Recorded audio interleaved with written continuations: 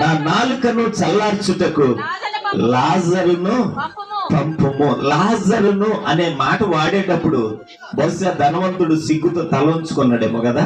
అరే, భూమి మీద నా కళ్ళ ముందే పడున్నా నేను పట్టించుకోలేదే, ఇప్పుడు అతనితోనే నాకు అవసరత ఏర్పడింది. ఆ లాజరు అనే పేరు వాడేటప్పుడు బహుశా ధనవంతుడు కిన్నుడైపోయి ఉంటాడు. ఆ సిగ్గుతో ఎలా చెప్పాలో తెలియక. ఏమండి, అక్కడ నాలుకను చల్లార్చుకు ఒక నీటి బొట్టు అంటున్నాడు. ఈ భూమి మీద ఉన్నప్పుడు ఒక గ్లాసు నీళ్ళు లాజర్ తీసుకుని ఇస్తే తాగేవాడా? ఎవరు నువ్వు లోపగా కానిచ్చింది అనేవాడే కదా. ఏమండి, పరిస్థితి మారింది. ఇక్కడ ధనం సమృద్ధిగా ఉంది, లెక్క చేయలేదు. అనేక మంది సేవకులు చెప్పే ఉంటారు కదా ధనవంతుడికి, అయ్యా నీ ధనం నీకు అక్కరకు.